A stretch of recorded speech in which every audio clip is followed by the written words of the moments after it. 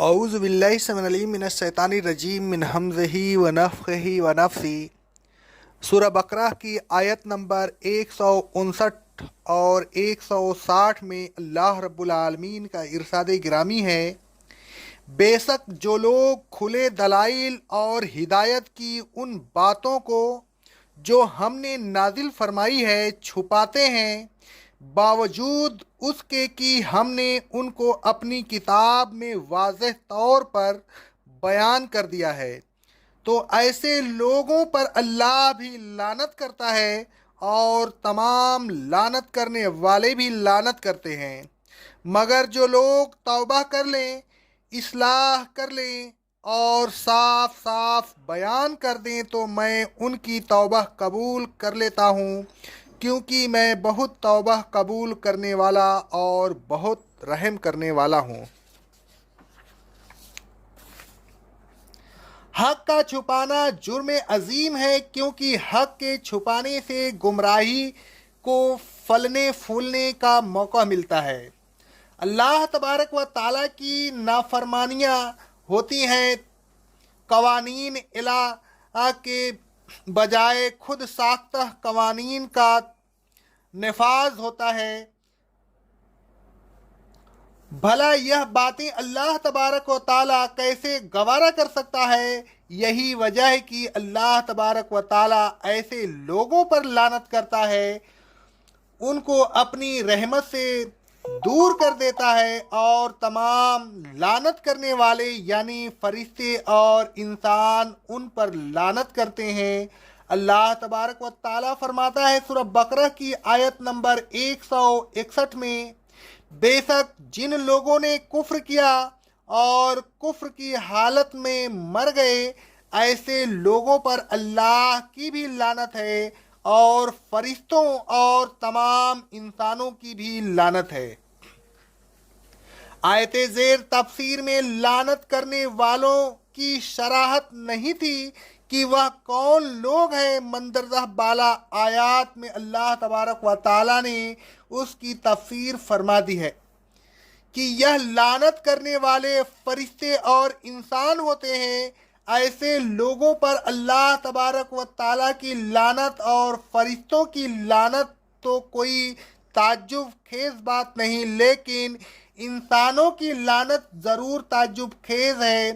بات یہ ہے کہ عوام الناس کو یہ معلوم نہیں ہوتا کہ ہمارا فلاں عالم حق کو چھپا رہا ہے، اور اگر ان کو معلوم ہو جائے تو یہ بات یقینی ہے کہ وہ بھی ایسے عالم پر لعنت ہی بھیجیں گے کہ جو شخص دنیا کمانے اور اپنی جمعیت کو برقرار رکھنے کے لیے حق کو چھپاتا ہے۔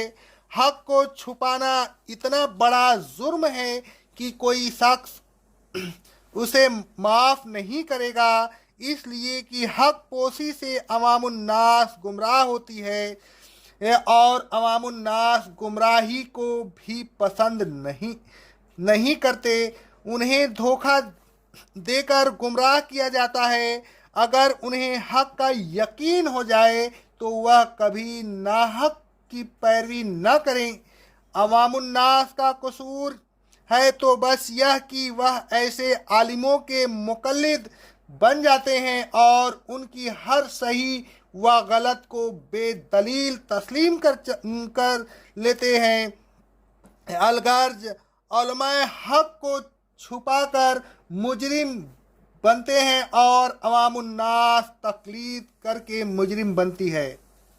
عوام الناس کے لعنت کرنے کا دوسرا مطلب یہ ہے کہ میدان محشر میں یا حساب و کتاب کا فیصلہ ہو جانے کے بعد عوام الناس اپنے حق پوش علماء پر لعنت بھیجے گی۔ اللہ تبارک و تعالیٰ فرماتا ہے سورہ اعراف کی آیت نمبر 38 میں، جب کوئی ایک جماعت دوزخ میں داخل ہوگی تو اپنی مذہبی بہن پر لعنت کرے گی، یہاں تک کہ جب سب دوزخ میں داخل ہو جائیں گے تو پچھلی جماعت اگلی جماعت کے متعلق اس طرح دعا کرے گی، اے ہمارے رب، انہیں لوگوں نے ہمیں گمراہ کیا تھا، انہیں دگنے عذاب میں مبتلا کر۔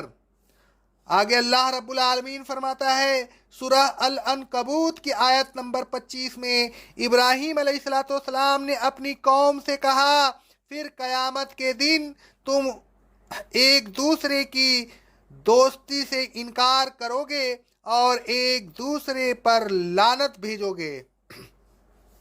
اللہ رب العالمین فرماتا ہے سورہ احزاب کی آیت نمبر 67 اور 68 میں، دوزخی کہیں گے، اے ہمارے رب، ہم نے اپنے سرداروں اور اپنے بڑوں کا کہا مانا، انہوں نے ہمیں گمراہ کر دیا۔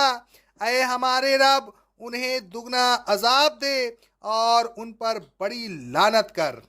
الغرض حق پوسی کرنے والے پر دنیا میں بھی لعنت ہے اور آخرت میں بھی لعنت ہے۔ اللہ تبارک و تعالیٰ فرماتا ہے سورہ بقرہ کی آیت نمبر 174 میں، بے شک جو لوگ کتاب اللہ کی باتوں کو جن کو اللہ تبارک و تعالیٰ نے نازل فرمائی ہے چھپاتے ہیں، وہ اپنے پیٹوں میں اور کچھ نہیں بھرتے سوائے دوزخ کی آگ کے۔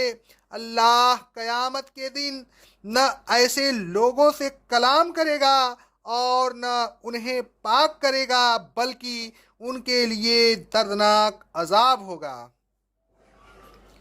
اللہ رب العالمین فرماتا ہے سورہ بقرہ کی آیت نمبر 42 میں، حق و باطل کو گڑبڑ نہ کرو اور جان بوجھ کر حق کو نہ چھپاؤ۔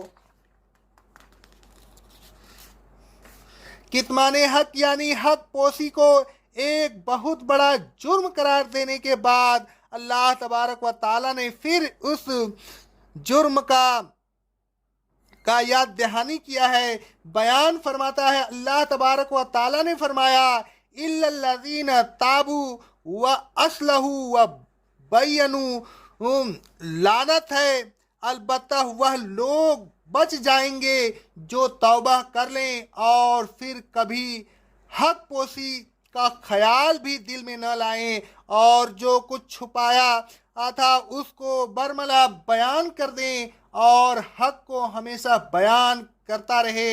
ایسے لوگوں کی توبہ اللہ تبارک و تعالیٰ قبول فرماتا ہے، انہیں معاف کر دیتا ہے، کیونکہ اللہ تبارک و تعالیٰ بڑا معاف کرنے والا اور رحم کرنے والا ہے۔ اے لوگوں، حق کو کبھی نہ چھپائیے، یہ بہت بڑا جرم ہے، اس سے بچیے۔ حق کو چھپا کر اللہ تبارک و تعالیٰ کی لعنت کا مستحق نہ بنیے۔